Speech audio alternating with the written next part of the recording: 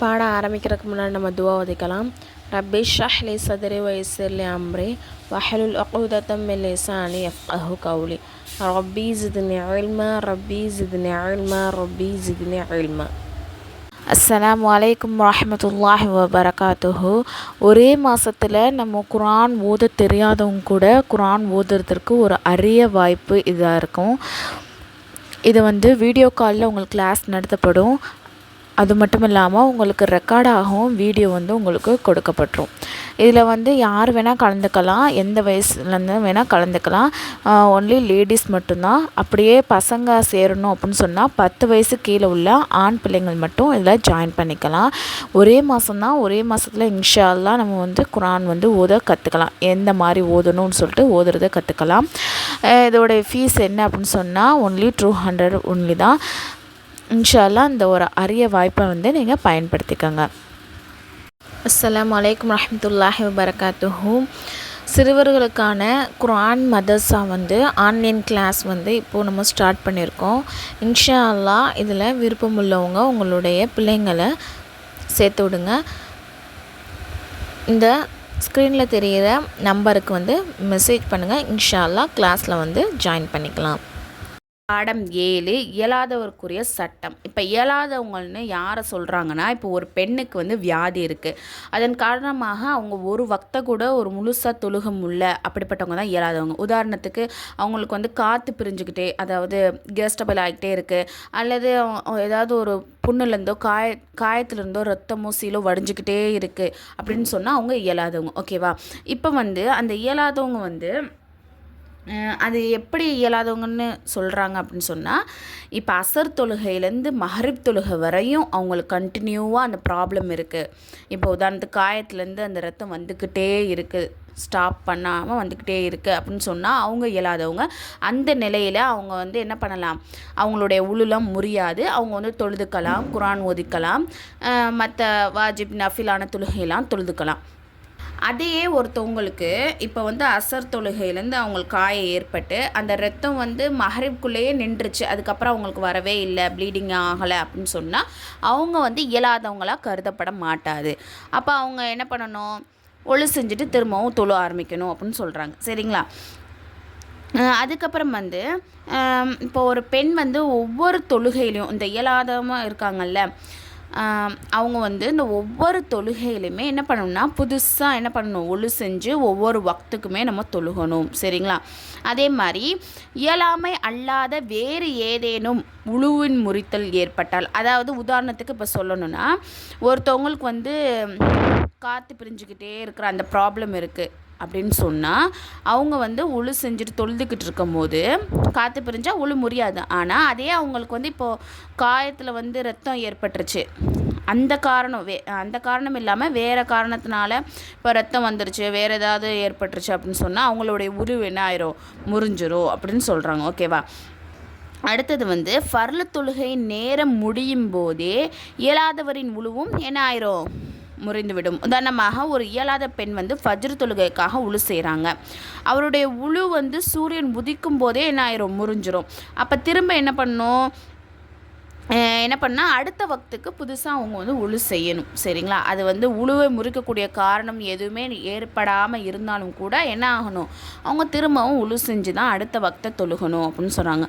எந்த பெண்ணோடைய ஆடை சிறுநீர் அல்லது இரத்த துளிகளால் அசுத்தமாகிக் கொண்டே இருக்குமோ, மேலும் முழு செய்துவிட்டு தொழும் காலம் அளவு கூட அது நிற்காமல் வந்துக்கிட்டே இருக்குது, இப்படிப்பட்ட இயலாத பெண்ணுக்கு அந்த அசுத்தமான ஆடையுடனே தொழுது கொள்வது கூடும். சரிங்களா? இப்போ உதாரணத்துக்கு ஒருத்தவங்களுக்கு சிறுநீர் வந்துக்கிட்டே இருக்குது, அவங்க ஒழு செய்கிற அந்த டயத்தில் கூட அது ஸ்டாப் ஆகாமல் கசஞ்சிக்கிட்டே இருக்கக்கூடிய அந்த நோய் காரணமாக அப்படி இருக்குது அப்படின்னு சொன்னால் அவங்க அந்த ஆடையுடனே தொழுதுக்கலாம், அது பிரச்சனை கிடையாது. ஏன்னா அவங்க இயலாத கேட்டகரியில் வந்துடுவாங்க அப்படின்னு சொல்கிறாங்க. சரிங்களா?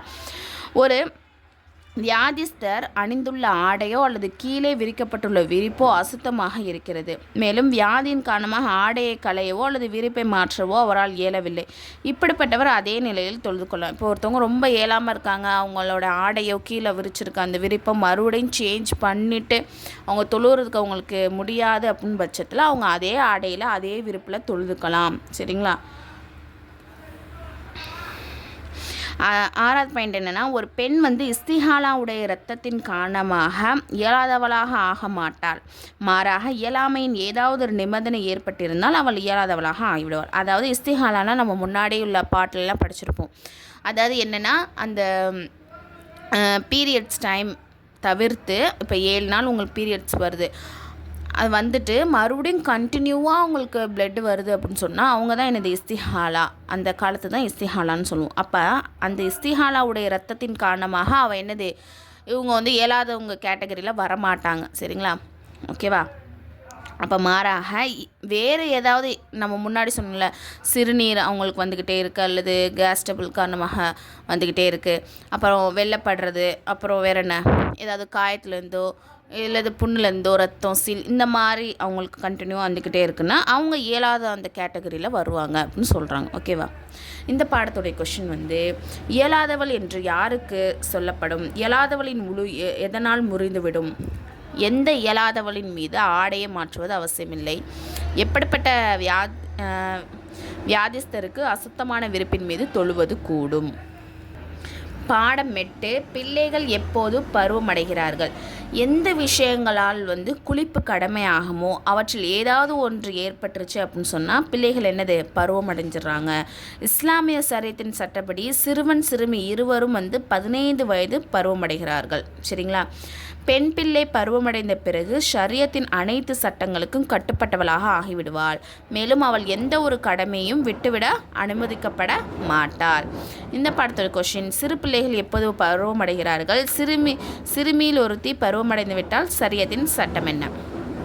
அடுத்து பாடம் 9, தொழுகையுடைய முஸ்தஹபுகள். முஸ்தஹப்னா விருப்பமான செயல். ஓகேங்களா? தொழுகையின் ஃபர்லு, வாஜிப், சுன்னத் ஆகியவை அல்லாமல் இன்னும் சில முஸ்தஹபுகள் உள்ளன. அவற்றை செய்வதனால் நமக்கு என்னது நன்மைகள் கிடைக்கிறது? என்ன அந்தந்த விஷயம் அப்படின்னு சொன்னால், தக்பீர் தஹ்ரீமாவின் போது கையை வந்து சட்டை கை அல்லது ஷாலிலிருந்து வெளியே எடுக்கக்கூடாது. அடுத்து வந்து ருக்கு சஜ்தாவின் 3 தடவைக்கு அதிகமாக தஸ்பீ ஓதுதல், இயன்றவரை இருமலை தடுத்து கொள்ளுதல், கொட்டாவி வந்தால் அதை அடக்கிக் கொள்வது, அப்படி அடக்க இயலாவிட்டால் வாயின் மீது கையை வச்சு கொள்ளணும். நிலையில் இருக்கும்போது சஜ்தாவின் இடத்தில் ருக்குவின், அதாவது நம்ம நின்றுக்கிட்டு இருக்கும்போது சஜ்தாவை இடத்தை பார்க்கணும். ருக்குவுக்கு போகும்போது நம்மளுடைய பாதத்தை, அதாவது கால்களை பார்க்கணும்.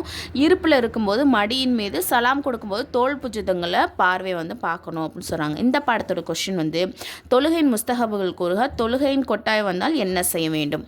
அடுத்து தொழுகையுடைய மக்ருஹுகள், அதாவது வெறுக்கத்தக்க செயல்கள். சரிங்களா? இதை வந்து நம்ம செய்கிறதுனால நம்மளுடைய தொழுகையுடைய நன்மை வந்து கம்மியாயிரும். சரிங்களா? என்னென்ன விஷயம் அப்படின்னு சொன்னால், ஆடைகளில் நம்ம வந்து இப்போது ஒரு கிரவுண்டில் தொழுதுகிட்டு இருக்கோம் அப்படின்னு சொன்னால் அதில் மண்ணோ தூசியோ படாமல் இருக்க நம்ம ட்ரெஸ்ஸை வந்து இப்படி அட்ஜஸ்ட் பண்ணிக்கிட்டே இருக்கக்கூடாது. அந்த செயலை வந்து நம்ம செஞ்சுக்கிட்டே இருக்கக்கூடாது. தனது ஆடைகள் மற்றும் உடலால் வந்து விளையாடுறது, அதான் அட்ஜஸ்ட் பண்ணிக்கிட்டே இப்படி தூக்கிக்கிட்டு இந்த மாதிரி செயல்கள்லாம் அதில் ஈடுபடக்கூடாது. மலம் ஜலம் ஆகியவற்றை வந்து அடக்கிக்கிட்டு தொழக்கூடாது. சொடக்கு போடக்கூடாது. தொழுதுகிட்டு இருக்கும்போது சொடக்கு போடுறது கூடாது. ஒருவருடைய முகத்தின் பக்கம் முன்னோக்கி தொழுதல், அதாவது இப்போ நம்ம தொழுதுகிட்டு இருக்கும்போது நமக்கு முன்னாடி ஒருத்தர் நம்மளை பார்த்தாப்புல உட்காந்துருக்காங்க அப்படின்னு சொன்னால் அவங்கள நோக்கி நம்ம வந்து தொழக்கூடாது. உருவம் பதிக்கப்பட்டுள்ள ஆடையை போட்டுட்டு நம்ம தொழக்கூடாது. உருவம் படங்கள் வைக்கப்பட்டிருக்கும் இடத்திற்கு நேராகவோ வலது இடது பக்கமோ நின்று, அதாவது அந்த படம் இருக்கிற திசையில் தொழக்கூடாது. அதே மாதிரி அந்த உருவப்படம் போட்ட ட்ரெஸ்ஸையும் போட்டுட்டு தொழக்கூடாது. பாதையின் நடுவில் நின்று, அதாவது இப்போ வீட்டில் தொழுகிறோம் அப்படின்னு சொன்னால் ரூமில் நின்று தொழுகிறது சிறந்தது. அதை விட்டு ஹால்லனா எல்லாருமே நடந்துக்கிட்டு இந்த மாதிரி இருக்கிற நேரத்தில் நம்ம வந்து என்ன பண்ணக்கூடாது, பாதையில் நின்று தொழுதுகிட்டு இருக்கக்கூடாது. தொழுகையின் சுன்னத்துகளை விடுறது, பார்வையை வானத்தின் பக்கமோ அல்லது இங்கும் அங்கும் பார்க்குறது, மேலே பார்க்குறது, இந்த மாதிரி செயல்கள்லாம் செய்யக்கூடாது. அதே மாதிரி சூறாக்களை வந்து வரிசையாக ஓதணும். அதாவது மாற்றி இப்போ வந்து நம்ம என்ன சொல்கிறது, உதாரணத்துக்கு சூரத்துன் நாஸ் ஓதிட்டு அடுத்த இதுக்கு வந்து சூரத்துல் லுஹா ஓதுறது, இந்த மாதிரி வரிசையை மாற்றி தொழுவுறது. அந்த மாதிரி தொழாமல் வரிசையாக சூறாக்களோட வரிசையை மாற்றாமல் ஓதணும். அப்புறம் வந்து 2 சூறாக்களுக்கு மத்தியில் ஒரு சிறிய சூறாவை விட்டு விடுதல். உதாரணமாக முதல் ரக்காயத்தில் நஸ்ர் சூறாவையும் 2வது ரக்காயத்தில் லஹபையும் விட்டுட்டு, அதாவது ஃபஸ்ட் ரக்காயத்தில் ஃபஸ்ட் ரக்காயத்தில் நஸ்ரை ஓதிட்டு செகண்ட் ரக்காயத்தில் லஹாபை விட்டுட்டு இஹ்லாஸை ஓதுறது கூடாது. அப்புறம் வந்து இரண்டாவது ரக்காயத்தை முதல் ரக்காயத்தை விட நீளமாக்குதல். சரிங்களா, முதல் ரக்காயத்தான் என்னது நம்ம நீளமாக தொழுவணும். அதை விட்டுட்டு நம்ம சூறா ஓதணும், செகண்டை கம்மியாக ஓதணும். அதை விட்டுட்டு நம்ம ரெண்டாவது ரக்காயத்தில் போய் பெரிய சூறாவை ஓதக்கூடாது, நீளமாக்கக்கூடாதுன்னு சொல்கிறாங்க. கொட்டாவியை அடக்க முடிந்தும் என்னது அடக்காமல் இருக்கிறது. ஆயத்து மற்றும் தஸ்பீகளே விரலா என்னது. இப்போ நம்ம ஜமாத்தா தொழுதுகிட்டு இருக்கோம்னு சொன்னால் எத்தனை தாட்டி ஓதிக்கிட்டு இருக்கோம் இந்த மாதிரி. அதே மாதிரி இல்லை நம்ம தனியாக தொழுதுகிட்டு இருக்கோமோ கூட நம்ம எத்தனை தாட்டி தஸ்பி ஓதுறோன்னு சொல்லிட்டு தொழுகையில் விரலால் எண்ணக்கூடாது, ஆயத்தை தஸ்பி அந்த மாதிரி. ஓகேங்களா. காரணமின்றி கண்களை மூடி தொழுதல், அழுக்கான அல்லது பொருத்தமற்ற ஆடையை அணிந்து தொழுதல், இறுக்கமான ஆடையை அணிந்து தொழுதல். எச்சரிக்கை, பெண்கள் வந்து அரக்கை சட்டை அணிந்து தொழுகிறது கூடாது. ஏன்னா சில சமயங்களில் வந்து ஷால் போட்டிருப்போம், இருந்தாலும் கையை தூக்கும் போது இறக்கும் போது அந்த விளையிறும்ல, சால் விலகிருச்சு அப்படின்னு சொன்னால் நம்மளுடைய கை பகுதிகள் வந்து தெரியும். அல்லது சஜிதாவில் மணிக்கட்டு திறந்து கொள்ளும். மேலும் 3 தடவை தஸ்பி ஓதும் அளவுக்கு மணிக்கட்டு பகுதி திறந்துருந்துச்சு அப்படின்னு சொன்னால் அவங்களோட தொழுகையே வந்து என்ன ஆயிரும், முறிஞ்சிரும். அதாவது என்ன சொல்கிறாங்கன்னா, இப்போ நம்ம 3 தடவை சுபஹான ரப்பில் ஆலி 3 தடவை சொல்கிறோம்ல, அதுக்கு எவ்வளோ நேரம் ஆகுமோ அந்த அளவு வரையும் நம்மளுடைய கைப்பகுதி திறந்துருந்துச்சு, அதாவது மணிக்கட்டு திறந்துருந்துச்சு சொன்னால் நம்மளுடைய தொழுகையே என்ன ஆயிரும், முறிஞ்சிரும். இந்த பாடத்துடைய கொஷின் என்ன அப்படின்னு சொன்னால், தொழுகையின் மக்ரூஹுகள் சிலவற்றை கூறுக. இறுக்கமான ஆடை அணிந்து தொழுவதன் சட்டம் என்ன? தொழுகையின் இங்கும் அங்கும் பார்த்தலின் சட்டம் என்ன? பாடம் 11 கலா தொழுகை. அதாவது ஒரு இபாதத்தை, ஒரு வணக்கத்தை நம்ம அதற்குரிய நேரத்தில் நிறைவேற்றணும். சரிங்களா, அதற்குரிய நேரத்தை தவற விட்டுட்டு நம்ம தொழுதோம் அப்படின்னு சொன்னால் அது கலா அப்படின்னு சொல்லப்படும். உதாரணமாக ஃபஜ்ரு தொழுகை வந்து சூரியன் உதித்த பிறகு தொழுதால் அது கலா தொழுகையாக மாறிடும்.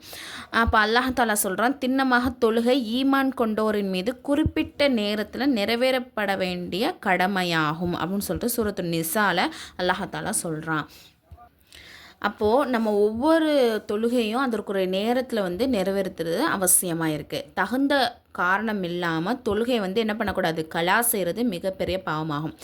நப்சாசம் சொல்லியிருக்காங்க, எவர் வந்து 2 ரக்காய் தொழுகையை வந்து அதாவது 2 நேர தொழுகை வந்து தகுந்த காரணம் இல்லாமல் ஒன்று சேர்த்து தொழுகிறாங்களோ அவங்க பெரும் பாவங்கள் வாசலில் வந்து ஒரு வாசலுக்கு என்ன பண்ணிட்டாங்க, வந்து விட்டார்கள் அப்படின்னு சொல்கிறாங்க. அதே மாதிரி நப்சாசன் சொல்கிறாங்க, எவருக்கு ஒரு நேர தொழுகை தவற விடுமோ அவர் தனது குடும்பமும் சொத்துக்களும் பறிக்கப்பட்டவரை போன்றாவார். அதாவது எப்படி இப்போ நம்ம இருக்கோம், நம்மளுடைய ஃபேமிலி, நம்மளுடைய சொத்து, நம்மளுடைய எல்லாத்தையும் பறிக்கப்பட்டு நம்ம ஒன்றுமே இல்லாமல் நிற்கிறோன்னு வச்சுக்கோங்களேன், நம்ம எப்படி இருப்போம்.